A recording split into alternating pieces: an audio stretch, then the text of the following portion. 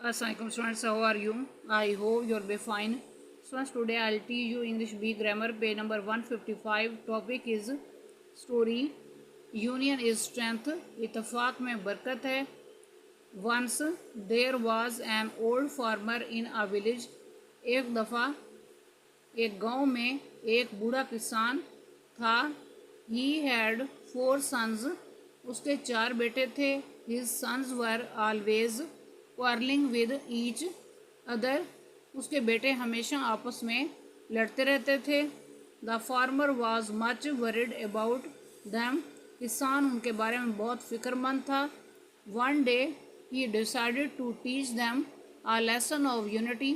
एक दिन उसने उन्हें इत्तेफाक का सबक सिखाने का फैसला किया. He called off his sons. उसने अपने बेटों को बुलाया. He asked them to bring some sticks. उसने उन्हें लकड़ी की कुछ छड़ियाँ लाने को कहा.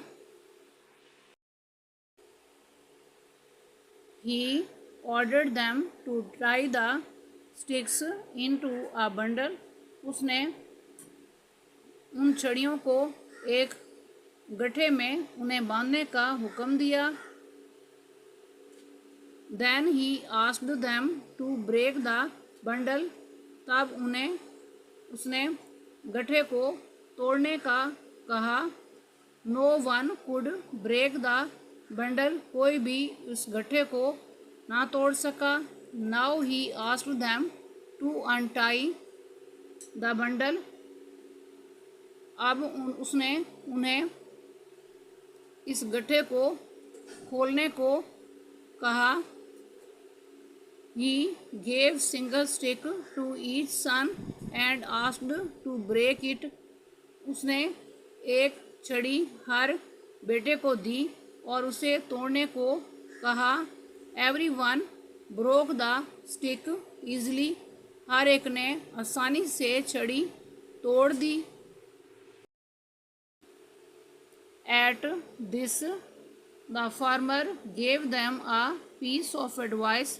इस पर किसान ने उन्हें नसीहत की. United you stand, divided you fail.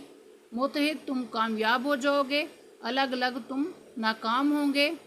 If you will be united, अगर तुम इकट्ठे रहोगे. No one can defeat you, कोई तुम्हें शिकस्त नहीं दे सकता. Moral, union is strength. इखलाकी सबक, इत्तेफाक में बरकत है. स्टूडेंट्स, आज का लेक्चर यहाँ कंप्लीट हुआ. I hope you will be understood this lecture. Students, kindly write down this work on your notebooks. Okay, अल्लाह हाफिज़.